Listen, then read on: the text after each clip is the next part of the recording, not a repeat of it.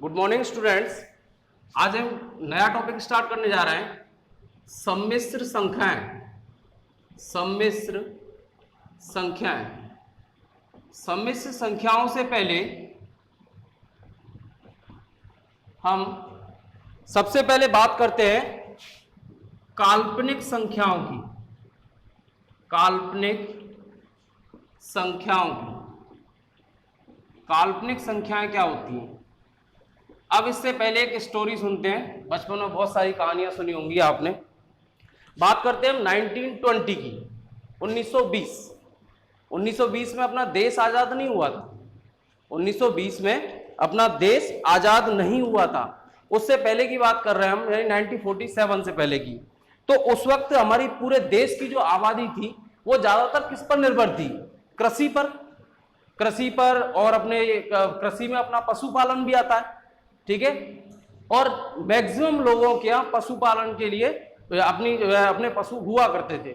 आज की कंडीशन ये है कि हमारे घरों में पशु नहीं है, मैक्सिमम गांवों में, ठीक है। शहरों में बहुत नहीं के बराबर मिलेंगे, 1% मान सकते हैं। अब बात करें, जब सबके यहाँ भैंस होती थी तो सबके यहाँ दूध भी होता होगा। जब सबके यहाँ दूध होता है तो घी तो सबके यहाँ कन्फर्म होना है, ठीक है। तो घी की किसी को आवश्यकता नहीं पड़ती थी कि कहीं मार्केट से वो खरीद कर लाए। अब जैसे जैसे हमारा देश आजाद हुआ तो ये जो आपकी कंडीशंस थी कि जो सिटी में रहने वाले लोग थे, घी की उनको भी आवश्यकता थी। तो उनको आवश्यकता थी तो किसी ने दिमाग लगाया कि यार क्यों ना मैं एक घी की कंपनी बना दूं जिससे वो आपका घी मिलने लगे। अब उन्होंने क्या किया, घी के जो प्रोडक्ट था उसका नाम रखा देसी घी। उस प्रोडक्ट का नाम क्या रखा? इस कहानी को ध्यान से सुनना, क्योंकि इस कहानी से ही मैं इस पे लेके जाऊंगा आपको कॉम्प्लेक्स नंबर पर। इस कहानी को ध्यान से सुनना कि प्रोडक्ट का नाम क्या रखा? देसी घी। अब उन्होंने उसकी कीमत रखी 100 रुपीज प्रति किलोग्राम। क्या रखी? 100 रुपीज प्रति किलोग्राम। अब जब उसने 100 रुपीज प्रति किलोग्राम इसकी कीमत रखी तो उसको इस चीज में काफी प्रॉफिट होने लगा। और ये एक ह्यूमन टेंडेंसी है कि जब भी किसी चीज में प्रॉफिट होता है तो आसपास के लोग उस प्रॉफिट की ओर जरूर जाने की कोशिश करते हैं कि भाई इसको इतना प्रॉफिट कैसे हो रहा है। तो अब उन्होंने क्या किया, और लोगों ने भी अपनी कंपनी डाल दी देसी घी की। अब क्या हुआ, देसी घी की जब कंपनियां आ गई, देसी घी की जब और कंपनियां आ गई तो अब उन कंपनियों को मार्केट में सर्वाइव करने के लिए, भाई जब ऑलरेडी एक कंपनी चल रही है, ब्रांड चल रहा है उसका, तो दूसरी कंपनी को सर्वाइव करने के लिए क्या करना होगा? अपना या तो रेट डाउन रखना होगा। अब वो रेट डाउन रखेगा तो वो क्वालिटी नहीं दे पाएगा। जब वो रेट डाउन रखेगा, क्योंकि उसने दूसरी जो कंपनी आई उसने 90 रुपीज पर केजी अपना घी मार्केट में उतार दिया। अब 90 रुपीज पर केजी उसने उतार दिया तो इसमें भाई मार्जिन तो इसको भी चाहिए, पैसा इसको भी कमाना है। जब पैसा इसको भी कमाना है तो इससे टक्कर कैसे ले? तो इसने क्या किया, कुछ परसेंट उसमें मिलावट करना प्रारंभ कर दिया। मिलावट करना प्रारंभ कर दिया तो ये जो कंपनी वाले थे इन्होंने अपने जो देसी घी का जो ब्रांड था उसके आगे एक वर्ड लगा दिया, शुद्ध देसी घी। क्या लगा दिया उन्होंने? वर्ड शुद्ध, यानी वो प्योर है 100%। अब बात करते हैं संख्याओं की। जब तक हम वास्तविक संख्याएं देखते आते हैं, जब शुरुआत में हमने जितनी भी संख्याएं पढ़ी है, वास्तविक संख्याएं पढ़ी है, 1 2 3 4 0 -1 -2, ये सभी कैसी संख्याएं? वास्तविक संख्याएं। 1/2 √2, यानी जो चीज हमें वास्तव में दिखाई दे रही है। लेकिन सबसे पहली बार जैसे ही रूट के अंदर नेगेटिव आया, रूट के अंदर नेगेटिव आया, फर्स्ट टाइम नेगेटिव आता है। जैसे हमारे घर पर कोई भी व्यक्ति एक बार आता है तो हमें उससे कोई आपत्ति नहीं होती, लेकिन वही व्यक्ति अगर रोज रोज आने लगे तो हमें उससे परेशानी होने लगती है, क्योंकि हमारी जो प्राइवेसी है वो खत्म होती है। तो फिर हम उसका गुस्से में उसका कुछ ना कुछ ऐसा नाम रख देते हैं। फिर जैसे वो गेट में एंट्री करता है ना, तो घर में सभी को उस नाम से बोलते हैं कि वो आ गया, चाहे उसका नाम कुछ भी रख लें वो, ठीक है। और वो आप कॉमेडियन नाम रखते हो, ये आपको भी पता है, और आपने भी रखे होंगे ऐसे, आपके घर में कोई आने वाला होगा। तो वही सेम कंडीशन, जब पहली बार रूट के अंदर नेगेटिव संख्या आई तब तक तो कोई दिक्कत नहीं हुई, लेकिन जब ये रूट के अंदर नेगेटिव संख्या बार बार आने लगी तो इनको डिफाइन करने के लिए इसका एक नाम दे दिया गया। क्या नाम दिया गया?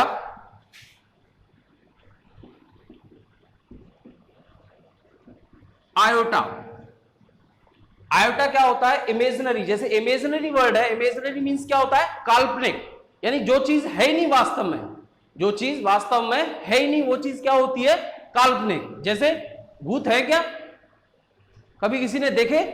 नहीं देखे, तो वो चीज क्या है? काल्पनिक है, यानी उन चीजों को हम नहीं समझ सकते। तो वही चीज है, इसको क्या रख दिया इन्होंने? इसका नाम क्या रख दिया? आयोटा। जब आयोटा रखा तो ये आयोटा यानी इन्होंने इसको किससे डिनोट किया? स्मॉल आई से। किससे डिनोट किया? स्मॉल आई से।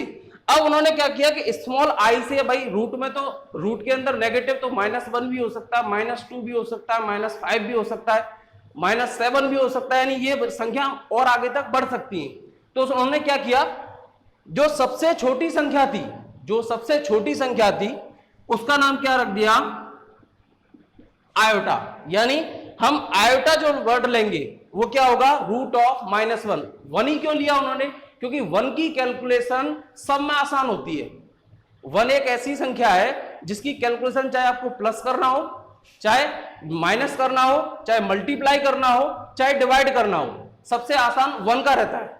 और कोई संख्या है इसके अलावा? 0 का। आप कहोगे सर 0 का भी रहता है, लेकिन 0 का डिवाइड आसान नहीं रहता। 0 का डिवाइड करने में एक जन्म तो क्या, तुम 100 जन्म ले लो तो भी जो है कम है 0 का डिवाइड करने में, क्योंकि 0 का डिवाइड करके आप आंसर दे ही नहीं सकते। 1/0, जैसे काफी स्टूडेंट मिलते हैं जो है 1 में 1 का भाग दिया 1, 0 में 0 का भाग दिया 1।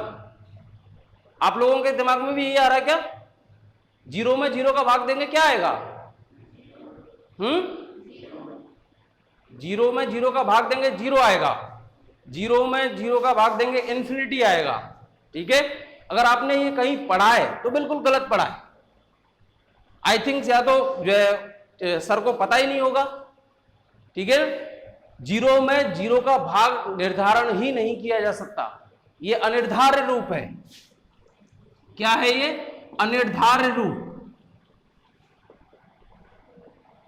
यानी अनिर्धार्य, जिसका निर्धारण नहीं किया जा सके। थोड़ी बहुत हिंदी तो पता होगी, वर्ड से देखें, अनिर्धार्य, जिसका निर्धारण नहीं किया जा सकता। ना तो इन्फिनिटी आएगा, ना ही 1 आएगा, ना ही 0 आएगा। 0/0, ध्यान रखना। ये जो है ये टॉपिक आपके राजस्थान बोर्ड में से हटा दिया गया है, लेकिन हम लोग के टाइम में था। अनिर्धार्य रूप 7 रूप होते हैं, 0/0, इन्फिनिटी/इन्फिनिटी, इन्फिनिटी माइनस इन्फिनिटी, 0 की पावर इन्फिनिटी, इन्फिनिटी की पावर 0, 0 की पावर 0। ये सब कैसे रूप है? अनिर्धार्य रूप है, यानी इनका निर्धारण नहीं किया जा सकता।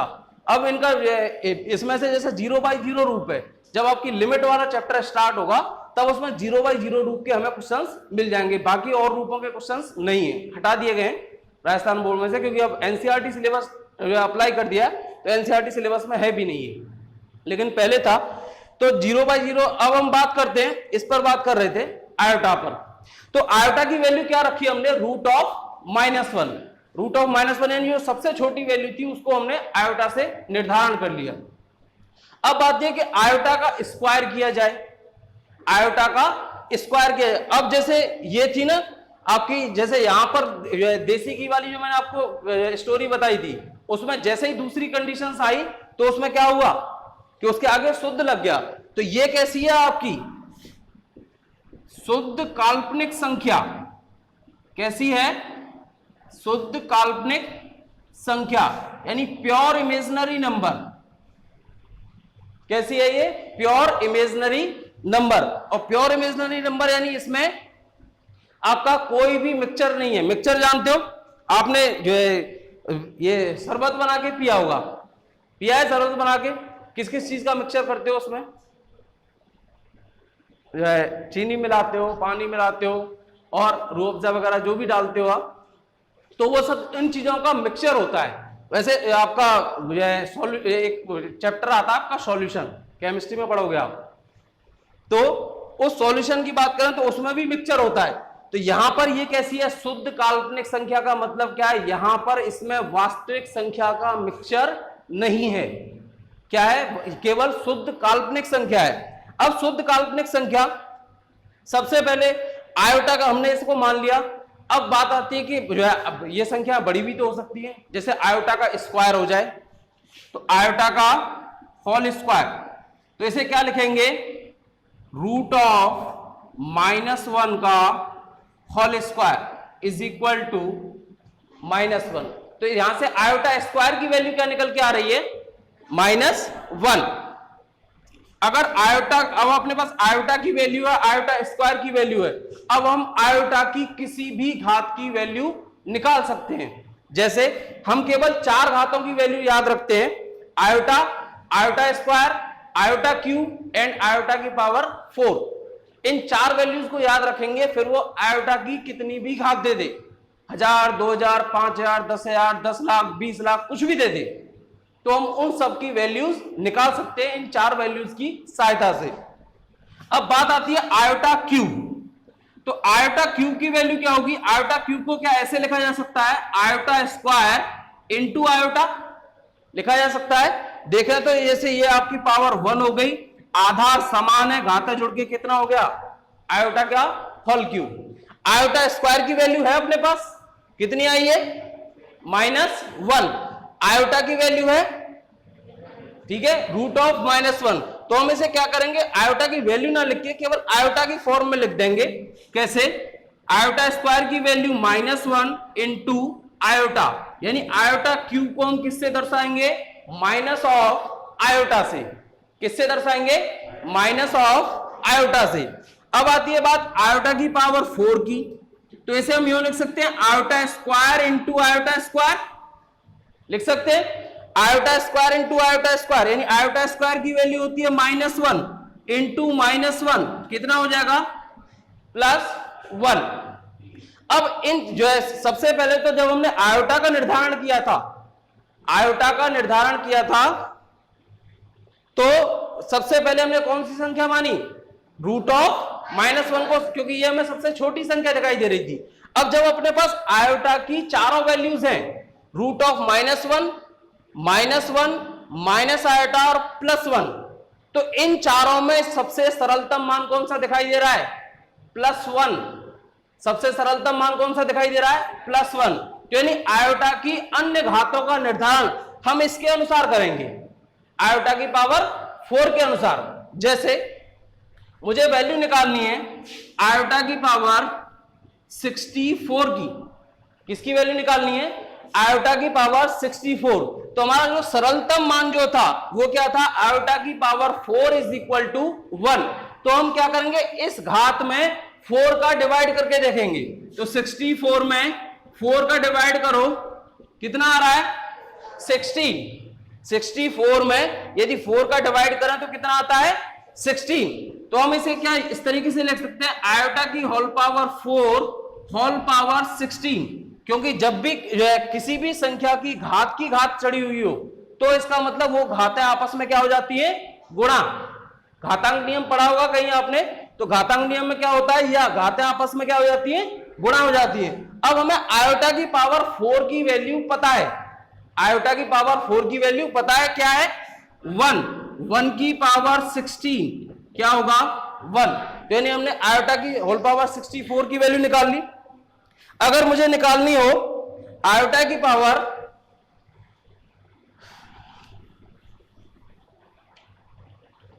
128, मुझे वैल्यू निकालनी है आयोटा की पावर 128। तो आयोटा की पावर 128 सबसे पहले मैं वही करूंगा, क्योंकि मुझे सबसे आसान वैल्यू लगती है 4, क्योंकि इसका जो मान है सरलतम है 1। तो 128 में 4 का डिवाइड करके देखो कितनी बार जा रहा है, 32 टाइम्स जा रहा है। आयोटा की पावर इसे लिख सकते हैं 4 होल पावर 32, और आयोटा की पावर 4 की वैल्यू क्या है अपने पास, 1 है। तो 1 की whole power 32 is equal to 1। Iota की पावर 250 की वैल्यू, आयोटा की पावर 250 की वैल्यू ये मैंने इसलिए लिया क्योंकि ये दोनों एग्जांपल्स जो थे इनमें 4 का भाग पूरा पूरा जा रहा था। 250 इसलिए लिया है, इसमें 4 का भाग पूरा पूरे बार नहीं जाएगा। तो आयोटा की ये आपका 250/4 6 टाइम्स एंड 2 टाइम्स, बचेंगे कितने? 2 शेष बचेंगे। तो हम इसे क्या करेंगे, 62 × 4 कितना होता है? 248। 62 × 4 यही होता है। तो हम सबसे पहले आयोटा की पावर 250 को क्या लिखेंगे? आयोटा की पावर 248 इंटू आयोटा का होल स्क्वायर। अब देखो 248 + 2 कितना हो गया? 250।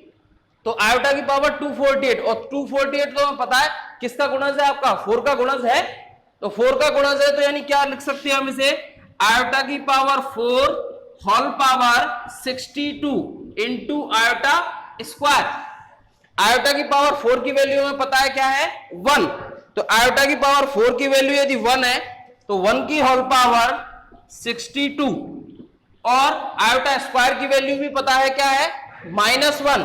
तो -1, तो आयोटा की पावर ये आपका 1 की power 62, 1 into -1 is equal to value क्या निकल के आ गई? -1।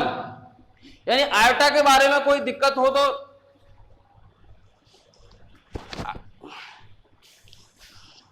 पॉज। अब नेक्स्ट टॉपिक है अपना सम्मिश्र संख्याएं। तो सम्मिश्र संख्याओं की बात करें तो जो हमारे पास काल्पनिक संख्याएं थी, मैंने आपको बताया अभी, आपने जब शरबत बनाया था तो शरबत में कुछ चीजों का मिक्सचर किया था आपने। तो इसी तरीके से सम्मिश्र संख्याएं भी क्या होती है? मिक्सचर होती हैं। सम्मिश्र संख्या किस किस चीज की मिक्सचर होती है? काल्पनिक संख्याओं की और वास्तविक संख्याओं की। वास्तविक संख्याओं की और काल्पनिक संख्याओं की। जनरली हम सामान्यतया कैपिटल जेड से डिनोट किया जाता है, और इसे किस रूप में लिखा जाएगा? x plus iota y। x plus iota y। x plus iota y यानी ये जो आपका x जो यहां संख्या होगी वो सदैव कैसी होगी? वास्तविक संख्या। x कैसी होगी? सदैव वास्तविक संख्या। और एक और चीज, जो यहां y होगी वो भी सदैव क्या होगी? वास्तविक संख्या ही होगी। y जो होगी वो भी क्या होगी? वास्तविक संख्या। अब बात आती है कि वास्तविक भाग और काल्पनिक भाग, क्योंकि हमें जब सम्मिश्र संख्या दी हुई है तो हम उसमें से अलग अलग करना चाहें तो वास्तविक भाग अलग होगा, काल्पनिक भाग अलग होगा। तो ये जो x है ये आपका क्या कहलाता है? हमेशा वास्तविक भाग। वास्तविक भाग।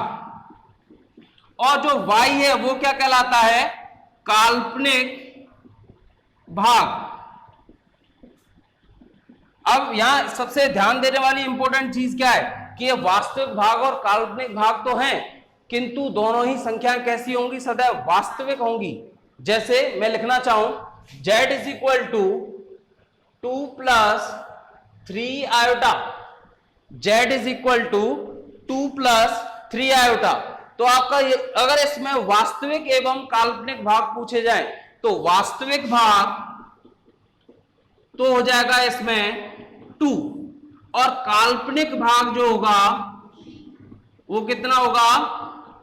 3। तो देखें जरा, 2 और 3 क्या वास्तविक है?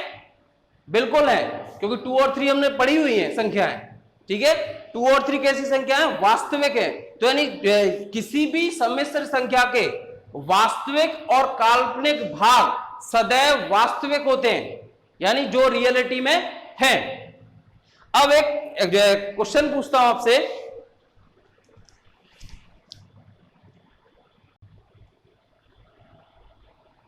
तो यदि आपसे पूछा जाए काल्पनिक संख्याओं में कि 6 आयोटा और 8 आयोटा में कौन सी संख्या बड़ी है, तो इसका निर्धारण नहीं किया जा सकता, क्योंकि काल्पनिक संख्याओं में उनकी वास्तविकता ही नहीं पता है। तो जो चीज काल्पनिक होती है उनका निर्धारण नहीं किया जा सकता। यानी 6 आयोटा और 8 आयोटा में से कौन सी संख्या बड़ी है? नहीं बता सकते। यहां पर जैसे हम एग्जांपल सम्मिश्र संख्या के बारे में बात करें, 2 + 3 आयोटा और 5 प्लस 4 आयोटा, इन दोनों संख्याओं में से कौन सी संख्या बड़ी है, इसका निर्धारण भी नहीं किया जा सकता, क्योंकि ये क्या है, वास्तविक और काल्पनिक संख्याओं का क्या है, मिश्रण है। क्या है, वास्तविक और काल्पनिक संख्याओं का। तो यानी कभी भी सम्मिश्र संख्याओं में छोटे बड़े का निर्धारण नहीं होता है और ना ही काल्पनिक संख्याओं में छोटे और बड़े का निर्धारण किया जा सकता है। ये आपको इंपॉर्टेंट चीजें ध्यान रखनी है इसमें। अब आते हैं सम्मिश्र संख्याओं की समानता। सम्मिश्र संख्याओं की समानता, सम्मिश्र संख्याओं की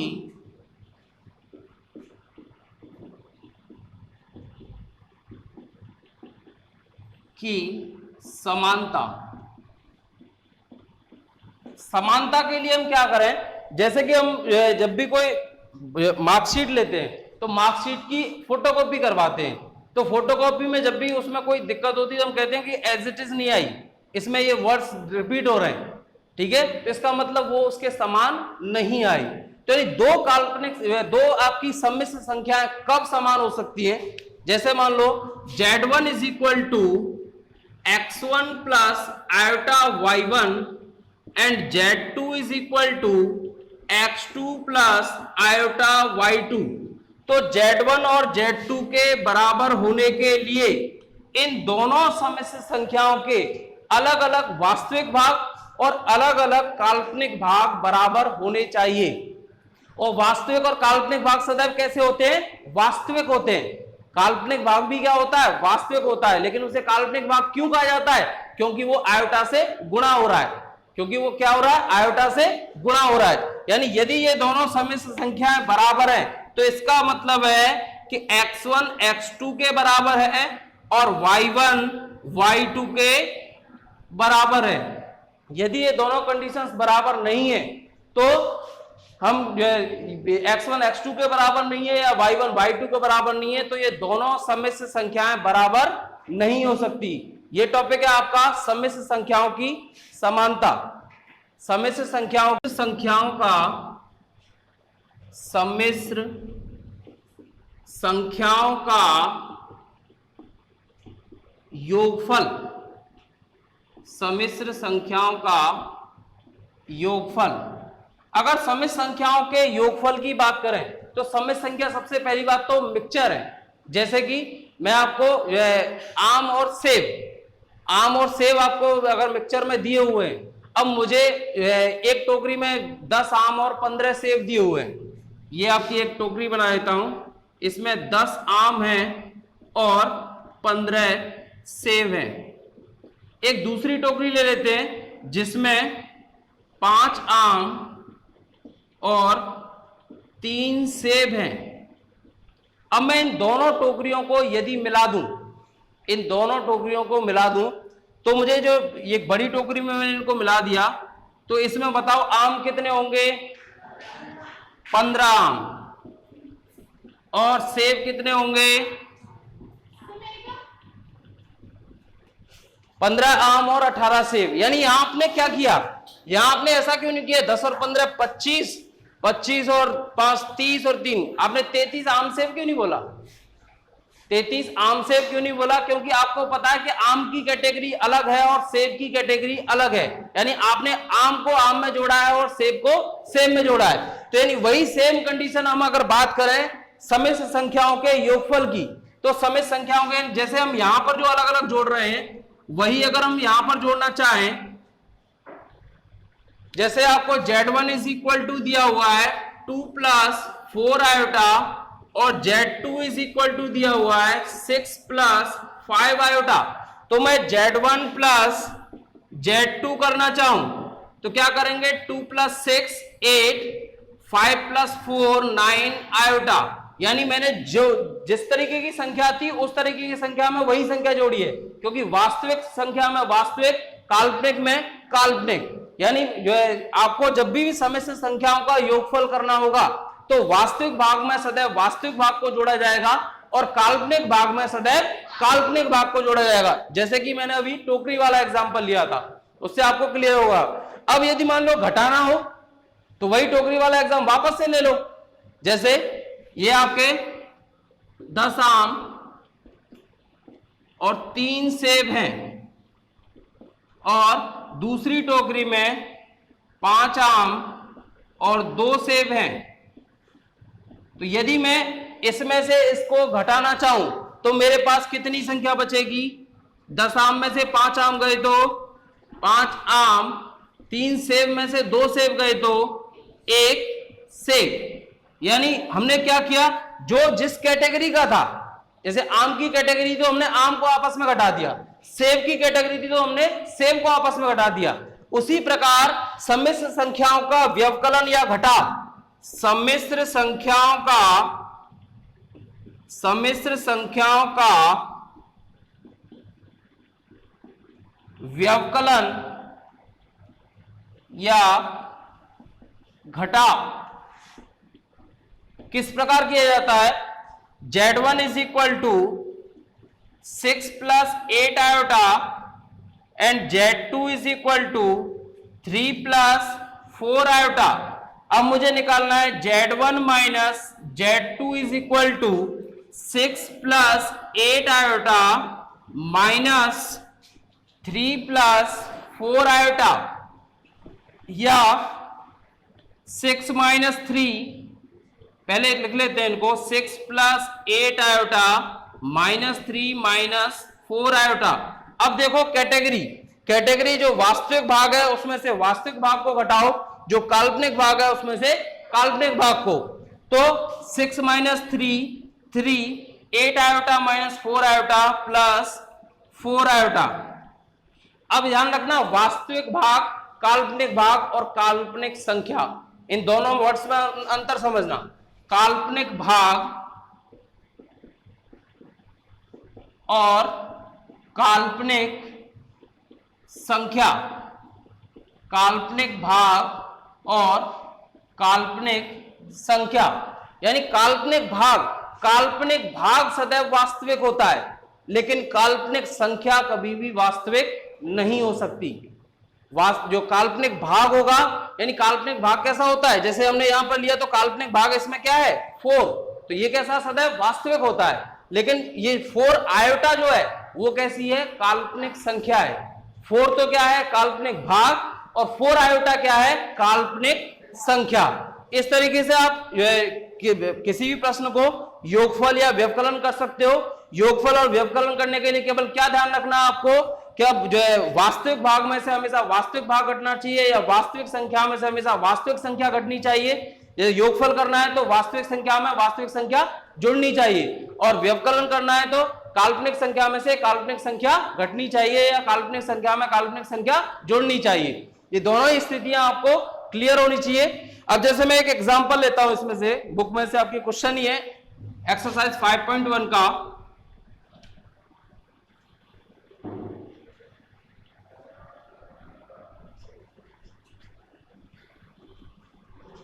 एक्सरसाइज 5.1 का क्वेश्चन नंबर 1 to 10 में वो ये कहना चाह रहा है कि निम्नलिखित सम्मिश्र संख्याओं में प्रत्येक को a प्लस आयोटा b के रूप में व्यक्त कीजिए। हमने x प्लस आयोटा y माना था, उसे a प्लस आयोटा b भी ले सकते हो, उससे कोई फर्क नहीं पड़ता, वो तो आपके इंग्लिश के सिंबल है। जैसे फर्स्ट दिया हुआ है क्वेश्चन नंबर 1 आपका 5 iota into minus 3/5 iota, 5 iota into minus 3/5 iota. अब मुझे इसे a प्लस आयोटा b के रूप में व्यक्त करना है। किसके रूप में व्यक्त करना है, a प्लस आयोटा b, यानी सम्मिश्र संख्या का रूप जो होता है, आपका जो वास्तविक रूप होता है वो किस तरीके से होता है, a प्लस आयोटा b या x प्लस आयोटा y का रूप होता है। तो मुझे इसमें मल्टीप्लाई करें तो ये हो जाएगा 5 into minus 3/5 iota into iota, iota square, 5 से ये 5 cancel, minus 3 into iota square की वैल्यू -1, यानी क्या हो गया प्लस का 3। अब ये इस रूप में नहीं दिख रहा अभी आपको, तो मैं इसे इस तरीके से लिख सकता हूं 3 plus iota into 0, 3 plus iota into 0। अब आपको ये इस रूप में दिखाई दे रहा है, यानी यहां पर वास्तविक भाग कितना है 3, काल्पनिक भाग कितना है 0, वास्तविक संख्या आपकी कौन सी है 3 काल्पनिक संख्या है ही नहीं, काल्पनिक आयोटा इंटू 0, 0 तो काल्पनिक संख्या है ही नहीं। क्वेश्चन नंबर जैसे 2 दिया हुआ है, इसमें आयोटा की पावर 9, आयोटा की पावर 9 प्लस आयोटा की पावर 19। तो सबसे पहले तो इन जो पावर्स हैं इनको सॉल्व किया जाए। आयोटा की पावर 9 प्लस आयोटा की पावर 19, तो पावर सॉल्व करना हमने शुरुआत में सीखा था। सबसे पहले इनको जो है सबसे सरलतम संख्या आयोटा में कौन सी थी, आयोटा की पावर 4 इज इक्वल टू 1। तो यानी आयोटा की घात जब जब 4 होगी, तो जब जब 4 होगी तो उसकी वैल्यू क्या होगी 1। तो हम जो है आयोटा की किसी भी घात को सॉल्व करने के लिए क्या करेंगे, 4 से डिवाइड करके देखेंगे।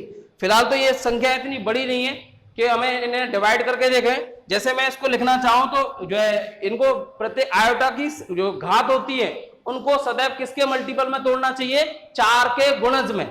किसमें तोड़ेंगे, 4 के गुणज में। तो मैं आयोटा की पावर 9 को इस तरीके से लिख सकता हूं, आयोटा की पावर 8 इंटू आयोटा की पावर 1। 8 क्या है, 4 का गुणज है। यहां पर देख रहे हैं तो आयोटा की पावर 16 इंटू आयोटा की पावर 3, क्योंकि 16 भी क्या होता है, 4 का गुणज। यानी जो आपको घात दी गई है उसके निकटतम, जो आपको घात दी गई है उसके निकटतम हमें क्या करना है, निकटतम उसकी वैल्यू लेनी है आयोटा की घात 4 की। अब यहां देखो, इसे हम लिख सकते हैं आयोटा की पावर 4 का होल स्क्वायर। 8 को क्या लिख सकते हैं, आयोटा की पावर 4 का whole square into iota plus इसे क्या लिख सकते हैं, आयोटा की power 4 whole power 4 into iota का होल क्यूब को क्या लिख सकते हो, आयोटा स्क्वायर इंटू आयोटा। ये लिख सकते हैं आयोटा की पावर होल क्यूब को। आयोटा की पावर 4 की वैल्यू 1, 1 का होल स्क्वायर 1, 1 आयोटा से मल्टीप्लाई होगा तो क्या रहेगा, आयोटा ही रहेगा। तो इसे हम डायरेक्ट आयोटा लिख सकते हैं। यहां देखो आयोटा की पावर 4 की वैल्यू 1, 1 की होल पावर 4 1, आयोटा स्क्वायर की वैल्यू -1, ये नहीं हो गया 1 इंटू -1 इंटू आयोटा। तो ये हो गया iota minus iota is equal to 0। अभी आपको a प्लस आयोटा b की फॉर्म में भाग दिखाई नहीं दे रहा है, तो क्या लिखा है इसे, 0 plus iota into 0, 0 plus iota into 0। यानी इस समय संख्या में वास्तविक भाग कितना है, 0, काल्पनिक भाग क्या है, 0। वास्तविक संख्या क्या है, इसमें जो है आपकी वास्तविक संख्या कितनी है, 0, काल्पनिक संख्या नहीं है। वास्तविक संख्या तो इसमें है 0, लेकिन काल्पनिक संख्या नहीं है। अब जैसे नेक्स्ट क्वेश्चन है आयोटा की पावर -39। माइनस से कोई घबराने की आवश्यकता नहीं है, माइनस जब भी आ जाए तो माइनस को साइड में रहने दो, आप जो घातांक नियम है उनको प्रयोग करो। क्वेश्चन नंबर 3 इसका जो है आपका, आयोटा की पावर -39, आयोटा की पावर -39। तो आप तो केवल उसी को सोच लो। पहले तो ऐसे हम यो लिख सकते हैं क्या, 1 अपॉन आयोटा की पावर 39 लिख सकते हैं, क्योंकि जब घात को नीचे ले जाते हैं तो उसका चिन्ह बदल जाता है, या नीचे से ऊपर लाते हैं तो भी उसका चिन्ह बदल जाता है। अब आयोटा की पावर 39 हर में आ रहा है, कोई दिक्कत नहीं, पहले से नीचे ही सॉल्व करेंगे। सिंप्लीफिकेशन करने के पश्चात देखेंगे कि जो है हमें लास्ट में a प्लस आयोटा b की फॉर्म देनी है। तो सबसे पहले 39 के आसपास कोई 4 का गुणज है, उससे आगे नहीं लेना है, पीछे लेना है। 39 के आसपास 4 का गुणज क्या होता है, 36। तो यानी इसे हम क्या लिख सकते हैं, 1 अपॉन आयोटा की पावर 36 इंटू आयोटा का होल क्यूब लिख सकते हैं।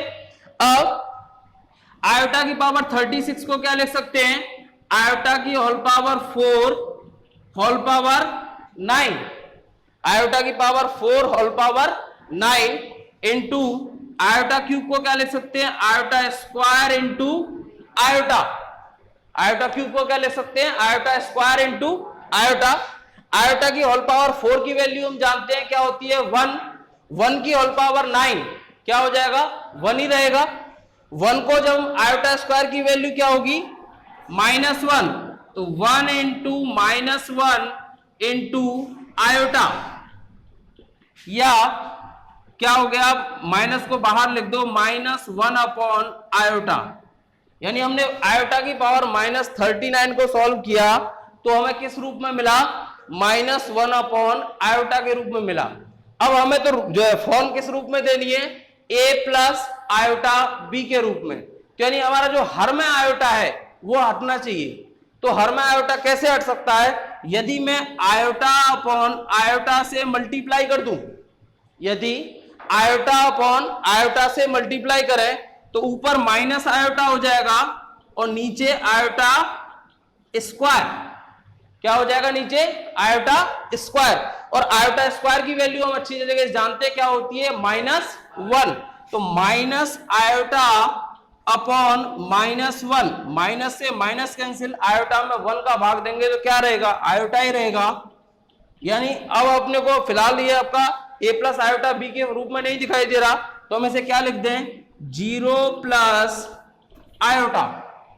अगर हम यहां पूछना चाहें कि वास्तविक भाग क्या होगा तो 0, काल्पनिक भाग क्या होगा 1, क्योंकि आयोटा इंटू 1 लिख सकते हैं इसको, आयोटा इंटू 1। तो यानी काल्पनिक भाग क्या हो गया 1, जो है वास्तविक भाग 0, वास्तविक संख्या 0, काल्पनिक संख्या आयोटा, काल्पनिक संख्या आयोटा इंटू 1 क्या होगी, आयोटा। इस तरीके से आपके जो है a प्लस आयोटा b की फॉर्म के क्वेश्चंस खत्म होते हैं। आगे नेक्स्ट क्वेश्चन हम मिलते हैं आपसे नेक्स्ट वीडियो में। ओके बच्चों, थैंक यू।